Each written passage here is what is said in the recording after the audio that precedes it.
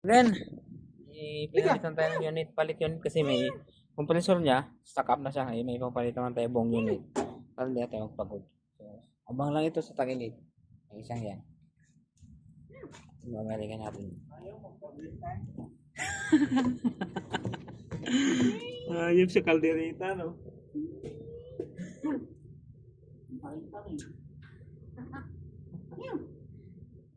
No, gali ka. Wala na to, pati pusa kinakausap na. May inom siya. Ayan, tugay mo yung galon. Palikuan ka. Yan ang sabi natin pag yung pinaligo mo yung pusa, uulan daw. Saan may takip ko nila? Tagip lang. Yung ka lang tinang. Ayun. Halika. Sabi niya, pag putong ka, lapit-lapit ka, puro magbusog ka, pag-putong ka.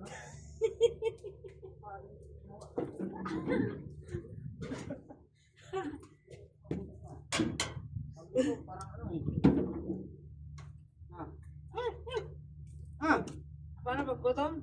Lapit-lapit, landi-landi. Parang paggutom, parang busog. Dito nga, oh. Ah. Aray. Kapag gutom, parang busog. Ay, di ba ba, oh? Napakatanga mo, ah. Yan, di ba? Wow. Signal, okay na. Oo, sumubuta na, no? Kita mo siya doon, uminom-inom.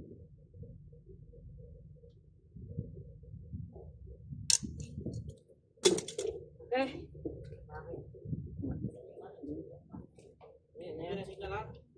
Oh, signal na yan. Signal number 2, signal number 3. Alin? Punto. Oh, sige.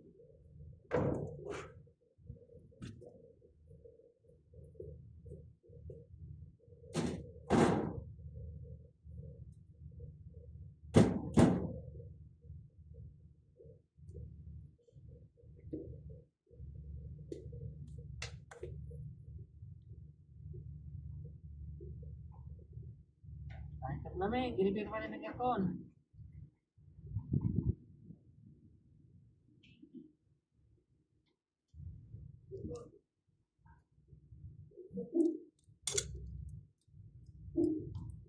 Awa, short.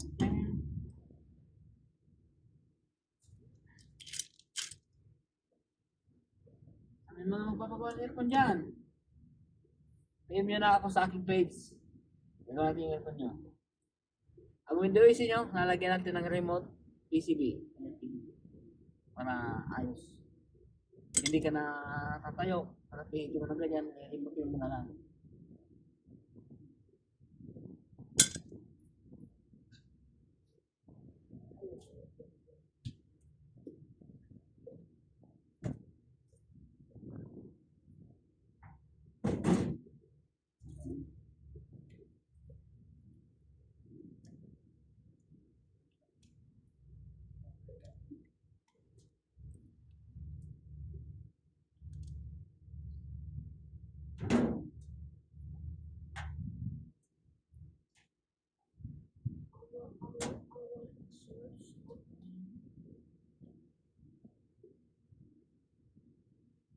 Okay, may voltahe na siya.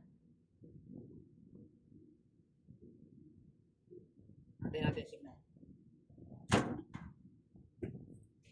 Tigas yung kamay sa lamig.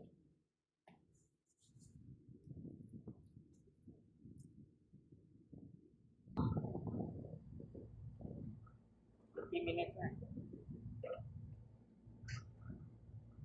Walang laman?